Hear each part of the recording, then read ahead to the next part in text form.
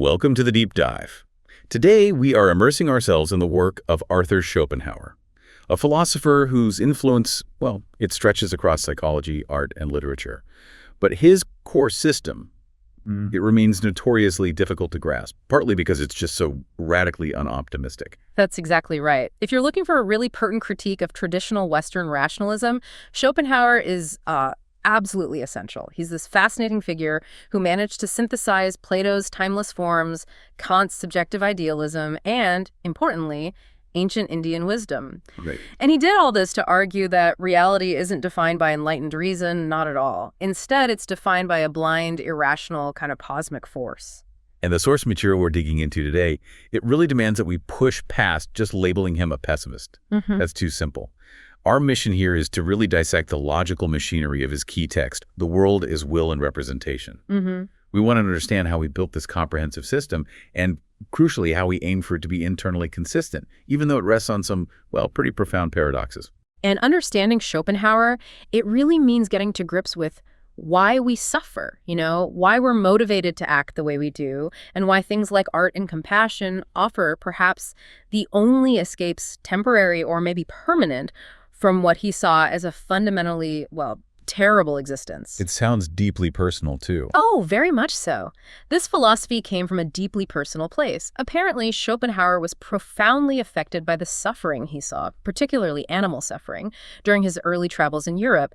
And this really solidified his lifelong focus on, let's say, the wretched state of existence. Okay, so let's unpack this system. We have to start at the beginning with his foundational metaphysics. He insists the world is fundamentally dual. That's the starting point. Split into two complementary yet really distinct aspects: representation, or Vorstellung, and the will. Vorstellung. Let's tackle that first. The world as we see it. Exactly. The Vorstellung is the world as it appears to us, the phenomenal world. This is the realm of our experience, and it's governed, he says, by space, time, and causality. Schopenhauer definitely takes his cue from Kant here. Right, Kant's forms of intuition and categories. Precisely. But he pushes that idealism quite a bit further. He basically states that everything we perceive, these are all just mind-forged phenomena, completely conditioned by us, the knowing subject. They have to conform to these a priori forms of knowledge, space, time, causality, which are, hardwired into how we perceive things. So if the world is just our representation, then he has to reject what he called dogmatic realism, the sort of common sense idea that the world's just out there exactly as we see it, independent of us. He does, absolutely. And the way he argues this is really quite striking. He asks us to perform a thought experiment. Imagine removing every knowing subject from existence. Every mind. Gone. Okay. What's left? Well, just inorganic and maybe vegetable nature, rocks, trees, the elements.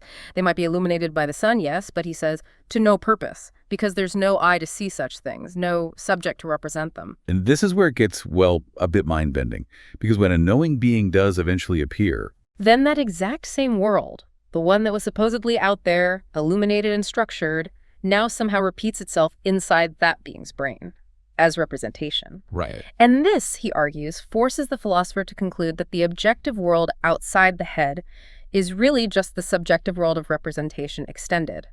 The world is our idea, our Vorstellung. It only exists in relation to a subject. Okay, that covers the Vorstellung, the visible, the knowable, the seemingly orderly side of reality. But you mentioned a duality. Reality, Schopenhauer tells us, has this other side. A darker side. That's the will, the other, more fundamental side. This is his candidate for the thing in itself, the noumenon, the reality that Kant thought was forever unknowable, hidden behind the veil of phenomena. But Schopenhauer claims he found a way in, a back door Kant missed. He does. He claims there's a unique entry point, our own self-consciousness. What we know immediately from the inside, at our very core, that, he says, is the will. But hang on, is he just talking about my conscious decision to, say, lift my arm?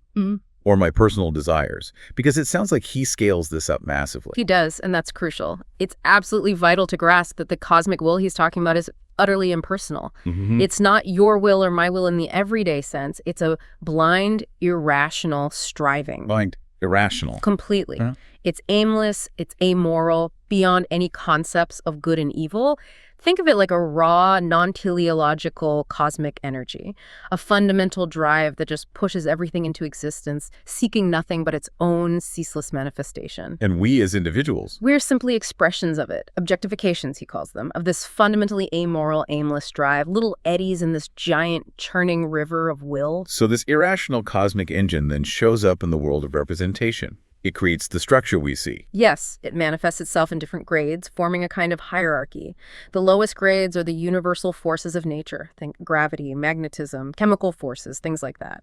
Then it moves up through plants, the vegetative kingdom, then the animal kingdom, and the highest grade of its objectification. That's human individuality, equipped with intellect and reason. But there's a critical intermediate layer he introduces. Which is? The Platonic ideas. Ah, Plato. So he brings in the forms. Sort of, but in his own way. For Schopenhauer, these Platonic ideas are the universal, timeless archetypes or forms of things. They are the immediate objectifications of the will, the patterns it casts, if you like. Okay, the will objectifies itself into timeless ideas, which then manifest as individual things in space and time. But now we have that big logical problem, don't we? The consistency debate. We do. If Schopenhauer agrees with Kant that space-time and especially causality only apply to the phenomenal world, to representation, how on earth can he claim to know anything about the noumenal will? Isn't the will supposed to be outside that causal net? This is a genuine, serious challenge to his system. The intellect, our tool for understanding, primarily works through causality linking cause and effect. If causality is purely phenomenal, existing only within representation. And there can't be a causal link between our intellect, which is phenomenal, and the will, which is supposedly noumenal. Exactly. Critics have hammered this point for centuries. They argue he's being inconsistent. Either he has to give up his claim to know the will, admitting it's unknowable like Kant said, or his whole system collapses back into the kind of dogmatic metaphysics Kant tried to overcome. So how does he try to get around this? What's his defense? How does he claim to access this thing in itself? His solution is, well, it's ingenious, maybe radical. It relies entirely on the unique status of the body. Our own body? Yes. He argues that the body is presented to the knowing subject in two fundamentally different ways, and crucially, these two ways are not causally related. Okay, what are the two ways? First, the body is known as representation. It's an object like any other object in space and time. It has physical properties, it's subject to physical laws, gravity, disease, whatever. You see it, you touch it. Right, the body is a phenomenon. Correct. But second, and this is the key, the body is also known immediately from within in our self-consciousness as the will itself. Okay, so when my hand rises, that movement is an event in space and time, part of the representation. Yes. But the internal feeling, the conscious act of willing that hand to rise, that is the will itself, the noumenon directly experienced. Precisely. And the crucial move is this. The movement of the body, the representation, and the act of willing, the immediate inner experience, are not two separate things linked by cause and effect. He insists they are identical. One and the same single event, just known through two different modes of cognition. The subjective experience of willing is the will in its innermost essence, felt directly. The objective movement is that same will made visible, expressed as phenomenon. This identity, he claims, is the unique direct entry point that bypasses the need for phenomenal causality. It's presented as a kind of metaphysical truth, not an empirical finding. Wow. Okay, that's a bold claim. And it has massive consequences, doesn't it? Especially for how we think about individuality. If space and time are just subjective forms belonging to representation, the forms that make plurality, differentiation between things possible, then the separation between me and you, between this object and that object, must be, in some fundamental sense, an illusion. Entirely an illusion from the perspective of the thing in itself. This subjective structure, space and time together, is what he calls the principium individuationis, the principle of individuation. It's the lens through which the one will appears fractured into many. So, because this principle is subjective, part of representation, plurality must be foreign to the will itself, to the noumenon. Which is why Schopenhauer insists we shouldn't speak of things in themselves, plural, like maybe Kant sometimes seems to imply. But of the thing in itself, singular. Exactly. The singular will, which is present wholly and undividedly in every single phenomenal entity. all the separate bodies and objects we see are just the scattered, fragmented manifestation in space and time of this one single underlying essence. Which means wow, all the conflict, all the egoism, all the suffering we see in the world, it's fundamentally based on a mistake, on the illusion that we are separate individuals. That's precisely his conclusion. The moment the will manifests through the principium individuationis, through space and time, it appears as striving individuality. And because each individual manifestation sees itself as separate and strives for its own existence against others, suffering inevitably begins. The illusion of separation is the root of the tragedy. Okay, that's a powerful, if bleak, picture of reality structure. Let's shift gears slightly, moving from the metaphysics, the structure of what is, to how we know it. Given that the will is now established as this primary blind driver, how does that shape Schopenhauer's epistemology, our subjective construction of reality? Well, it shapes it profoundly. Schopenhauer is absolutely uncompromising on this. The intellect's primary, even sole function is to know causality. Its sole function. That sounds extreme. It does, but for him, it's fundamental. This isn't just some secondary capability. It's the basic mechanism required for survival, and it's entirely driven by the will's need to navigate the world. If we couldn't instantly process cause and effect, if I touch that fire, it will burn me. If I step off that cliff, I will fall. We simply wouldn't survive. So even basic perception becomes an intellectual act. Like just seeing an apple on a table involves understanding causality. Correct. He argues all perception is fundamentally intellectual in this sense. We don't just passively receive raw sense data, like patches of color or sound. When changes occur in our sense organs, say, photons hitting the retina, the understanding immediately and unconsciously refers that sensation to its external cause. It constructs the object out there that caused the sensation. So it's an instantaneous inference. An instantaneous, non-conceptual inference. This is essential, he thinks, for distinguishing the objective world from our purely internal feelings or bodily sensations. And this leads him to claim that this knowledge of causality is non-conceptual and immediate. Okay, wait. I need to push back on that claim of immediacy and innateness. Because the sources mentioned this leads to an implausibility charge. If knowledge of causality is innate and required for perception itself, is he saying we're born with an innate concept of cause and effect or something much, much stronger? That is the crux of the logical challenge here. Critics jump on this. Does Schopenhauer really mean we have innate knowledge of particular causal laws? Like, do we know a priori that fire causes heat or that gravity pulls things down? That seems highly implausible, right? We clearly learn those specifics. Yeah, that sounds like innate ideas in the strongest, most problematic sense. Schopenhauer's defense, though, is a bit more nuanced, or at least he tries to make it so. He insists that the understanding provides the fundamental form of causality a priori. It's the built-in rulebook, the processing software. The senses provide the raw data, the content, but the intellect has to process this raw material using the forms of space, time, and crucially causality to construct a coherent, corporeal, structured world out there. Okay, so maybe the principle every event must have a cause is innate, hardwired by the understanding. Yes. But the specific content, which cause leads to which effect, that still has to be learned through experience, through observation. That seems to be the most charitable reading. He explicitly says the judgment, nothing happens without a cause, is synthetical a priori. It's derived from this law of causality, which is known to us a priori as a necessary function of the understanding, needed to make sense of sensations. It actually sounds surprisingly modern in a way. It does. It's interesting you can see parallels with later ideas. Karl Popper, for instance, talked about an inborn expectation of regularity, this drive to find laws and patterns. Popper suggested it might be psychologically or even genetically a priori. It comes before observation, and it's driven by our practical needs as organisms trying to survive. Schopenhauer is definitely in that ballpark. So perception isn't passive reception at all. It's this aggressive, instantaneous intellectual processing, all driven by the underlying imperative of the will to survive. Exactly. And this distinction, this view of the intellect as a practical tool, leads him to make a really powerful distinction between different types of knowledge. He hugely elevates what he calls intuitive knowledge. Intuitive knowledge. Yeah. As opposed to abstract theoretical knowledge. Intuitive knowledge is that direct, immediate insight into the ratio essendi, the ground of being, the whatness of things. Whereas abstract knowledge, things like pure mathematics or formal logic, syllogisms, it only gives us what was the term? Convictio? Convictio, yes. Yeah. Convincing proof.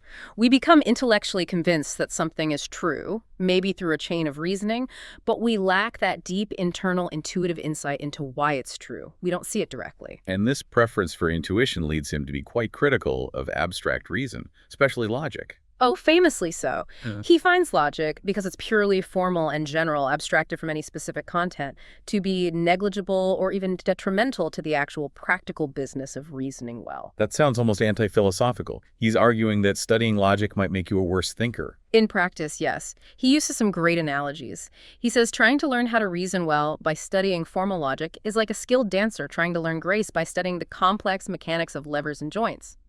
It's clumsy and misses the point. Or like composers. Exactly. Composers wrote masterpieces long before anyone formalized music theory.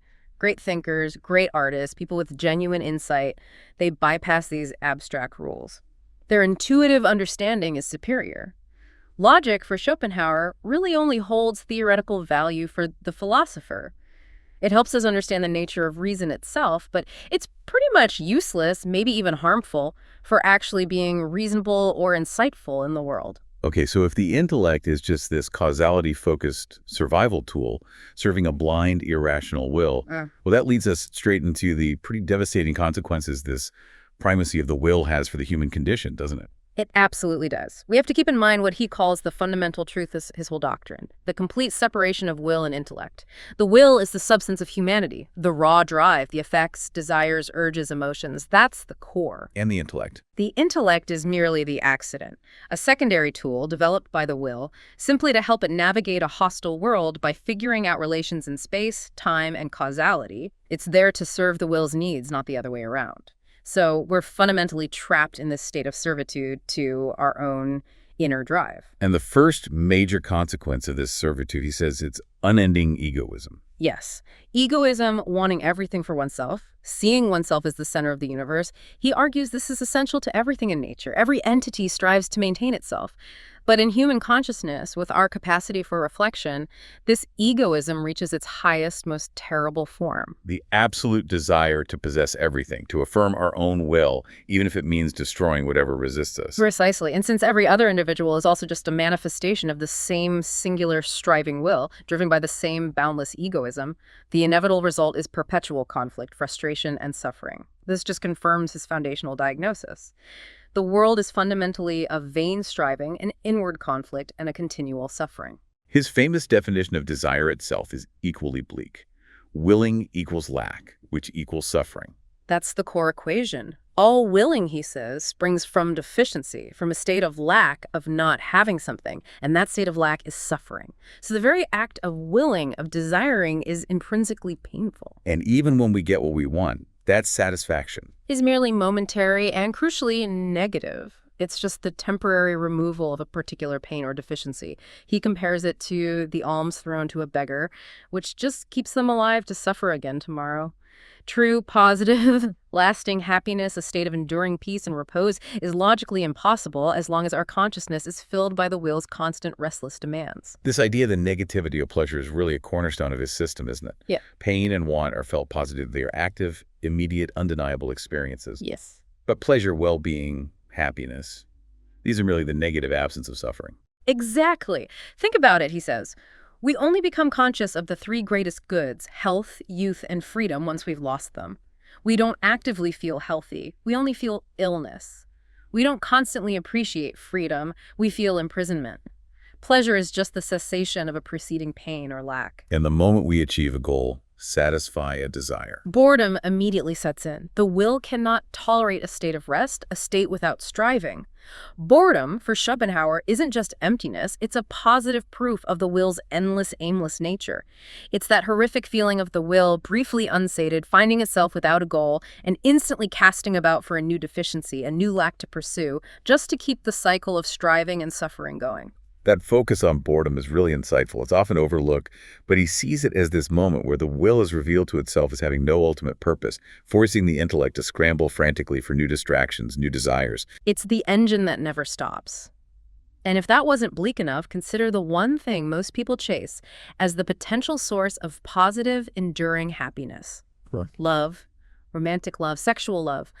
Schopenhauer just systematically dismantles it. Right. He argues it's entirely in the will's thrall. It's not a rational, positive choice made for individual happiness at all. Not even slightly. When we feel that powerful, consuming attraction to another person, we think it's about them, about their unique charm, their compatibility with us for our pleasure and fulfillment.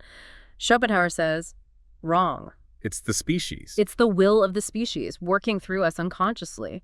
The selection of a mate is determined entirely by the biological imperative to produce the best possible offspring for the next generation.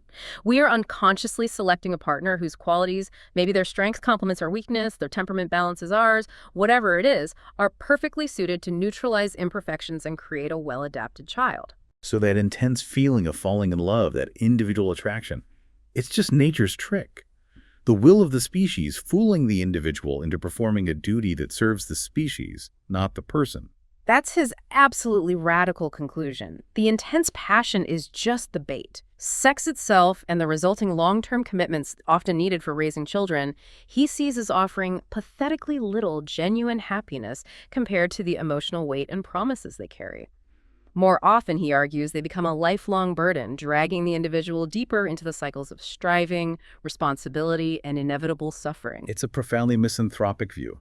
And you mentioned earlier, it's hard not to see some connection to his own life there, his own difficulties with relationships. It's almost impossible not to. He never married, had famously difficult relationships, particularly with women, including his mother.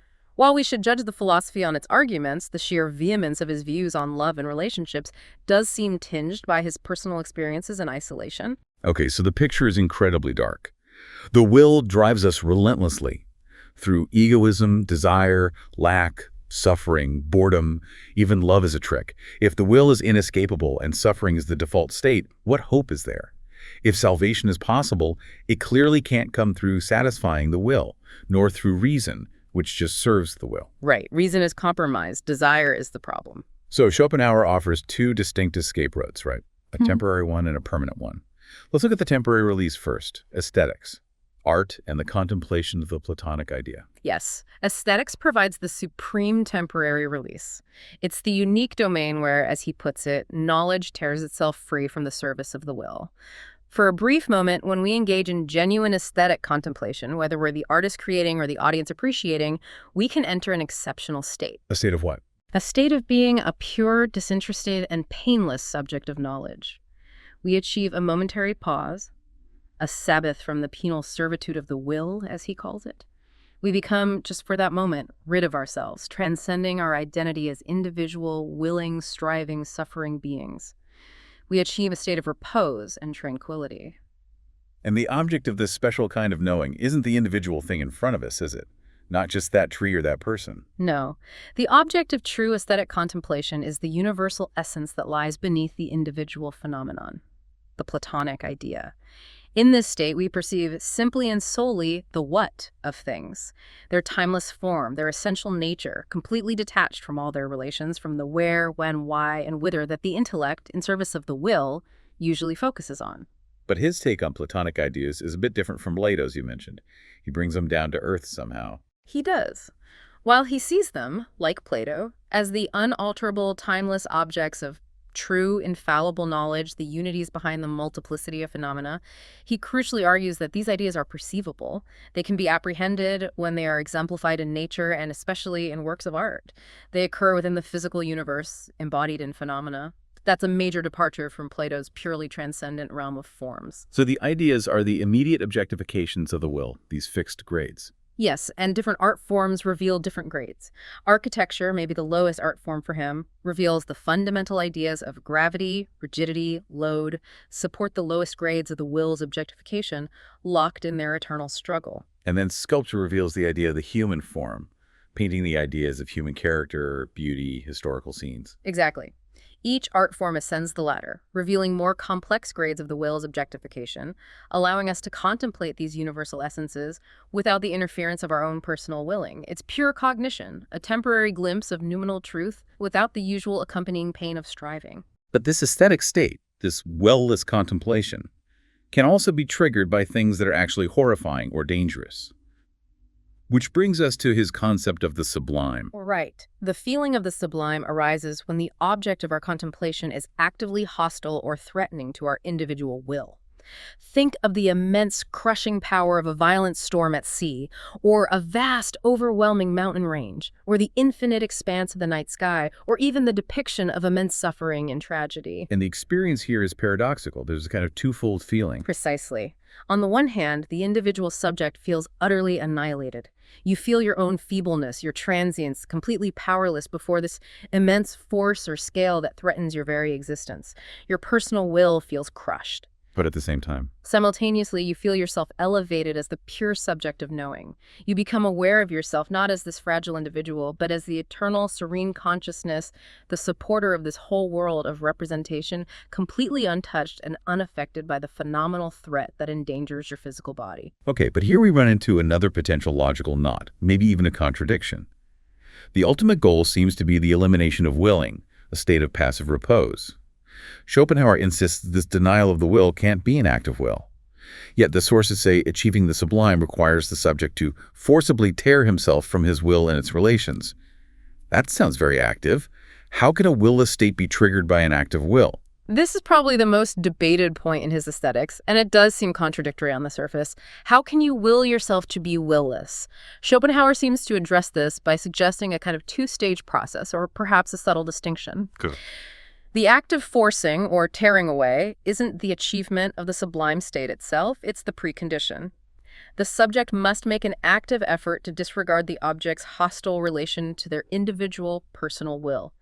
You have to consciously choose to look past the immediate danger to yourself. So I actively ignore the fact that the giant wave could kill me, which then allows for a passive, almost effortless transition into the state of pure, willless cognition, where I just contemplate the universal, terrifying idea of nature's power in general. That seems to be the idea. The active effort is directed at silencing the personal fear and desire for self-preservation.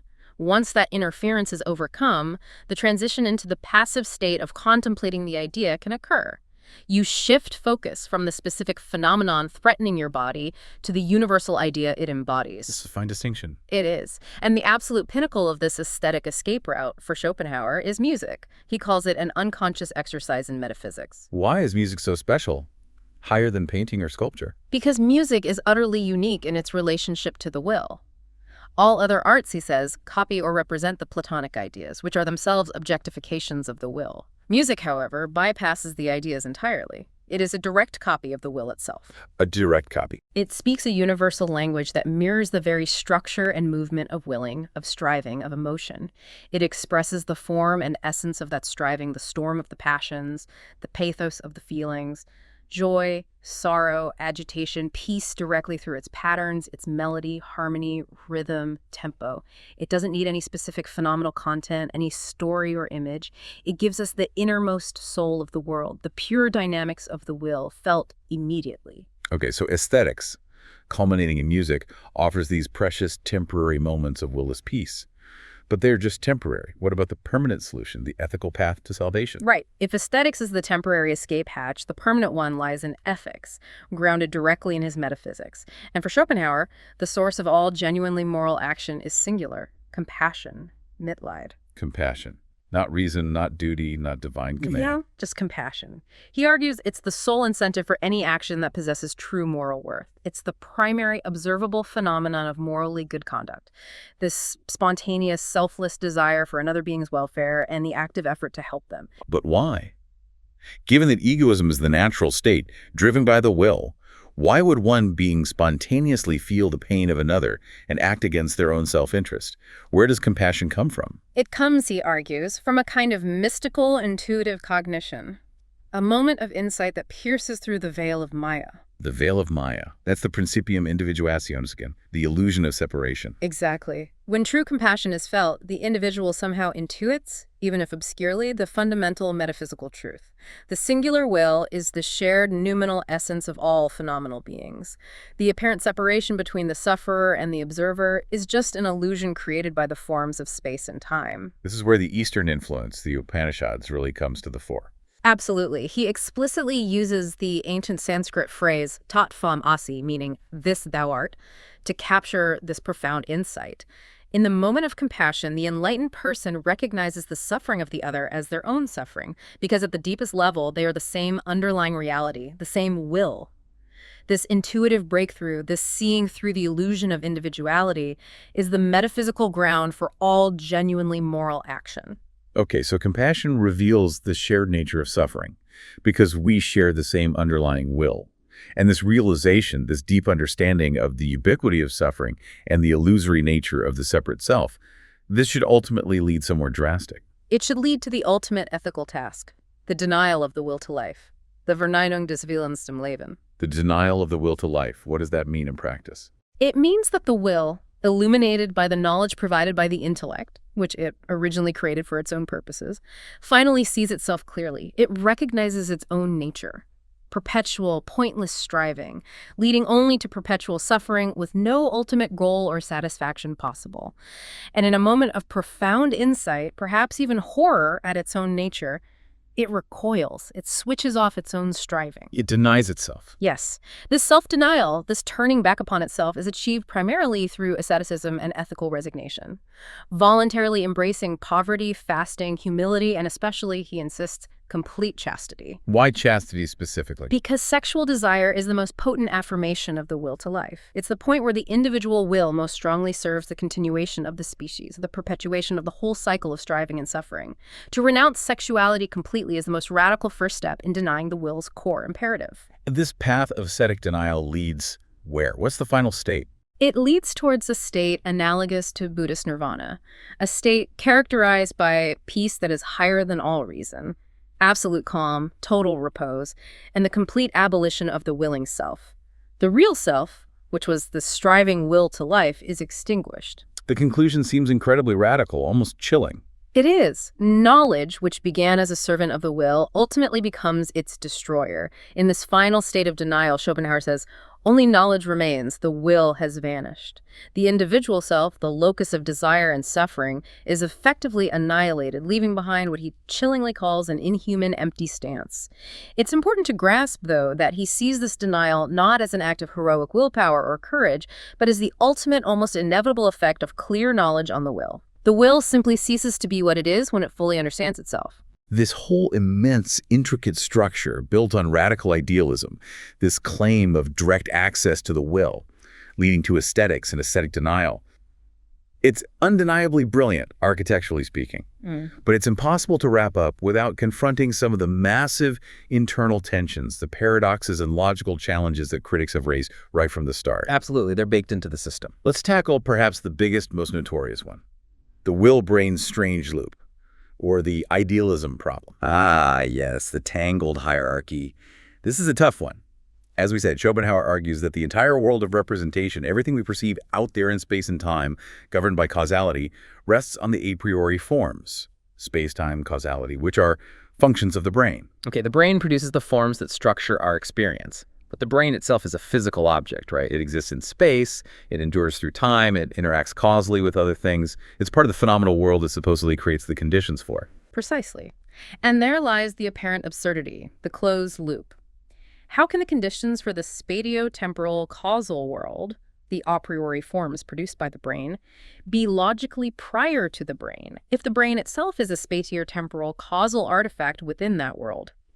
It seems like the brain has to exist before it can produce the conditions for its own existence. Which came first? The representation, the physical brain, or the capacity to represent the intellect and its forms, supposedly dependent on the brain. Seems like a vicious circle. It does. Schopenhauer's philosophy essentially requires us to accept this tangled hierarchy, this apparent contradiction. His defenders argue that the resolution lies in recognizing the limits of our understanding and language when trying to grasp the relationship between the phenomenal and the noumenal. Depending on your philosophical starting point, your location in the inquiry. You can legitimately refer to the brain as a function of the intellect, insofar as the brain is just another representation structured by the intellect's forms. Right. Or you can refer to the intellect as a function of the brain, insofar as empirical science shows thought depends on brain activity. The philosopher, standing outside this loop, attempts to understand the entire system, the will objectifying itself into this intellect-brain world structure, and has to acknowledge the seemingly paradoxical, perhaps even necessarily illusory nature of the relationship between its parts. It's presented almost as a necessary feature of reality's self-explanation. That feels a bit like explaining away a contradiction by saying the system demands it, like a philosophical sleight of hand. It can certainly feel that way. It highlights the fundamental difficulty of using phenomenal concepts in language, like cause, function, prior, to describe the ultimate noumenal reality and its relation to appearance. And this difficulty leads directly into another major critique, his choice of core terminology, specifically calling the thing in itself will. Yeah, critics jump on that. If this fundamental reality is blind, unconscious, irrational, aimless, amoral, why call it will? That word carries so much baggage of conscious intention, desire, purpose. Wouldn't force or energy have been less misleading? That's exactly the argument. Critics like Brian McGee suggested force or energy would be better, arguing that Schopenhauer, by using will, almost made inevitable the misunderstanding that the noumenon is conative at all, that it involves striving or desire in a way analogous to conscious beings. It seems to invite the very anthropomorphism he warns against elsewhere. So what's Schopenhauer's defense for sticking with will? His defense is absolutely crucial for the internal logic of his claim to know the thing in itself. He insists that the term will is unique. It is the only concept we have that originates from within, directly from our most immediate self-consciousness, from that feeling of striving we discussed earlier. So all other concepts, force, energy, etc., are derived from observing external phenomena, from the world of representation. Exactly. They are abstractions based on observation of objects and their interactions. Will, however, is the name we give to that inner dynamism we experience directly, prior to representation. It is, therefore, the sole analogy we possess, however imperfect, for the inner essence of reality itself. To abandon will and substitute a term like force, he argues, would be to turn the thing in itself back into merely an unknown quantity, an X, precisely what Kant left us with, and what Schopenhauer thought he had overcome through the insight from self-consciousness. The term will, despite its potential for confusion, is what anchors his entire metaphysics to that claimed direct inner evidence. Okay, that makes sense as a defense of the term, even if it remains problematic. Finally, we absolutely have to touch upon the huge shadow Schopenhauer casts on the philosophers who came after him, especially the profound, complex relationship, the agreement and violent disagreement with Nietzsche. Oh, absolutely. Schopenhauer is undeniably a pivotal transitional figure in Western thought. You could say he delivered the definitive diagnosis of the modern condition, or at least one version of it. The pervasiveness of suffering, the lack of ultimate meaning, the elusiveness of fulfillment. He articulated what Nietzsche would later call the potential for European nihilism. And Nietzsche, famously, was deeply influenced by Schopenhauer early on, but then reacted strongly against him. He accepted the diagnosis, but rejected the cure. That's a great way to put it. Nietzsche largely accepted Schopenhauer's description of the world. It is driven by irrational forces, suffering is widespread, traditional values are collapsing. But he violently rejected Schopenhauer's prescription, the denial of the will to life, the vernining, the path of asceticism and resignation leading to nirvana. Why did Nietzsche reject it so strongly? He saw Schopenhauer's solution as decadent, as life-denying, as an expression of weakness or sickness. He thought it was essentially a sophisticated form of Christian slave morality, a way of saying no to life because one couldn't handle its hardships. Nietzsche felt Schopenhauer flinched at the final consequences of his own terrifying insights, seeking refuge in a kind of self-annihilation that negated the very forces he had uncovered. So, if denial and resignation were the wrong answers, what was Nietzsche's alternative to Schopenhauer's pessimism? Tragic affirmation. Instead of seeking happiness in the cessation of desire and striving, which Schopenhauer defined negatively as the absence of pain, Nietzsche championed the will to power. He argued that true affirmation, true joy, wasn't found in peace or repose, but precisely in the act of overcoming resistance, in struggle, in growth, in imposing one's will on the world. So, embracing the struggle rather than escaping it. Exactly.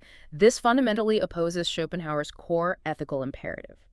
For Nietzsche, suffering, difficulty, even cruelty weren't things to be eliminated, but necessary conditions for achieving greatness, for the deepest kind of joy. The value lies in the striving, in the affirmation of life, despite its inherently tragic, chaotic, and often painful nature.